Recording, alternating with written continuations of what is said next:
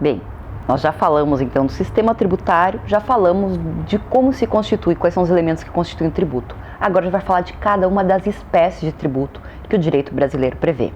Vamos lá, quais são? Impostos. Sim, imposto é um tipo de tributo, tá? Tributo é o todo, lembrem disso. Impostos, taxas, contribuições de melhoria, contribuições sociais, contribuições de intervenção no domínio econômico e empréstimo compulsório. São 6 espécies de tributos previstos no direito brasileiro. Bem, vamos começar pelo mais clássico e mais conhecido. O que é o imposto? O imposto é uma tributação ou um tributo cuja obrigação tem por fato gerador uma situação que é independente de qualquer atividade estatal específica relativa ao contribuinte. O que isso quer dizer? Quando eu pago o tributo, eu não estou pagando para que o Estado me preste um serviço específico. Eu pago porque o Estado decidiu que eu iria pagar aquele tributo. Isso é meio estranho, mas é isso, tá? Por exemplo, imposto de importação, ICMS, que é o Imposto sobre Circulação de Mercadorias e Serviços, ISSQN, Imposto sobre Serviços de Qualquer Natureza, IPTU, Imposto Predial e Territorial Urbano, ITR, Imposto Territorial Rural, IPI, Imposto sobre Produtos Industrializados, IOF, Imposto sobre Operações Financeiras. Só para citar 7 exemplos. São todos tributos cujo destino não está vinculado a nada, nenhuma prestação de serviço. Quando eu pago, por exemplo, IPVA, que é o Imposto sobre Veículos Automotores, isso não quer dizer que esse valor vai ser utilizado para melhorar estradas. Isso quer dizer que eu tenho que pagar o imposto. Então o imposto ele é totalmente desvinculado da finalidade de uso daquele valor que foi recolhido pelo Estado. Ok? Claro? Por que dessa diferença? Porque ao contrário, por exemplo, do imposto, a taxa tem como fato gerador o exercício regular do poder de polícia ou a utilização, efetiva ou não, de um serviço público específico e divisível prestado ao contribuinte ou posto à sua disposição. Por exemplo, taxa de iluminação. Eu pago a taxa de iluminação porque eu utilizo ou está à minha disposição a iluminação pública. Eu pago uma taxa, por exemplo, para reconhecimento da minha assinatura, que é o reconhecimento de firma, porque eu tenho um serviço prestado em relação a isso. Então a taxa ela está diretamente vinculada ao serviço que o Estado me presta. Uma coisa bem importante, tá? A taxa não pode ter a mesma base de cálculo ou fato gerador idêntico, por exemplo, a um imposto.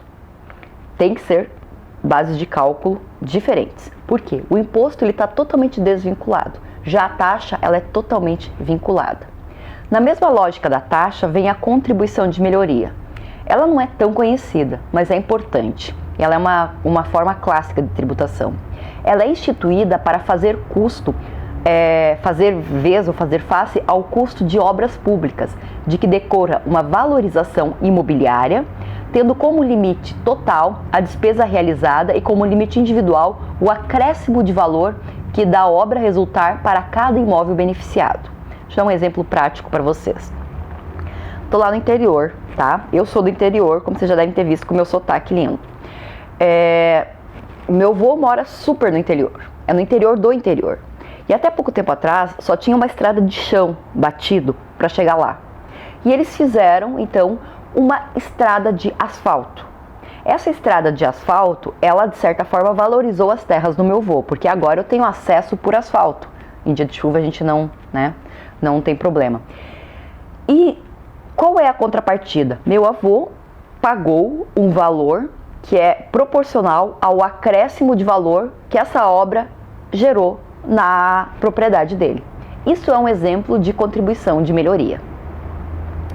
Além dessa, nós temos uma que é muito utilizada aqui no direito brasileiro, que se chama contribuição social. A base constitucional está no artigo 195 da Constituição.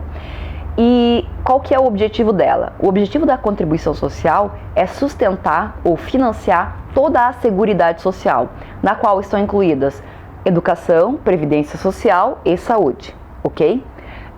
Por que eu estou fazendo esse contexto? Na próxima aula a gente vai falar sobre direito previdenciário. E toda a base de sustentação do direito previdenciário está na contribuição social. Bem, a contribuição social ela pode ser instituída como também uma forma de contribuição sobre a folha de salário e demais rendimentos do trabalho, a pessoa física, a receita ou faturamento da empresa e o lucro. Então eu vou ter contribuições sociais para cada um desses tipos de fatos geradores. Sobre o lucro eu tenho a contribuição social sobre o lucro líquido, por exemplo. Sobre a receita e o faturamento eu tenho a contribuição, o COFINS e o PIS. Sobre a folha de salário eu tenho a contribuição tanto patronal quanto do empregado para o INSS. E assim, digamos, uma série de outras. Mas, diferente, por exemplo, do imposto, ela tem uma destinação vinculada, que é contribuir para financiar a Seguridade Social. Uma que não é muito conhecida, que é o empréstimo compulsório, é uma situação prevista na lei, na Constituição Federal, no artigo 148, que determina a possibilidade da União, mediante lei complementar, instituir empréstimos compulsórios para atender alguma despesa extraordinária decorrente de calamidade pública, guerra externa ou iminência de guerra, ou ainda em casos de investimento público de caráter urgente e relevante interesse social. Uma contribuição social, compulsória que existiu foi uma contribuição sobre os combustíveis. O problema é que eu acho que o governo descobriu que ele tinha que devolver depois. Então são poucas que são instituídas, enquanto os tributos ele arrecada. No caso específico da contribuição compulsória, ele arrecada e depois ele tem que devolver. E por fim, a contribuição de intervenção no domínio econômico, também conhecida como CID. Compete, nesse caso, exclusivamente à União instituir contribuições de intervenção no domínio econômico e de interesse de categorias profissionais ou econômicas como um instrumento de sua atuação em algumas áreas específicas. Tem CID atualmente, por exemplo, sobre remessa de royalties para o exterior, CID sobre combustíveis, e o que é arrecadado com essa CID, com essa contribuição, é destinado a determinados fundos. Um dos fundos é, por exemplo, a FINEP.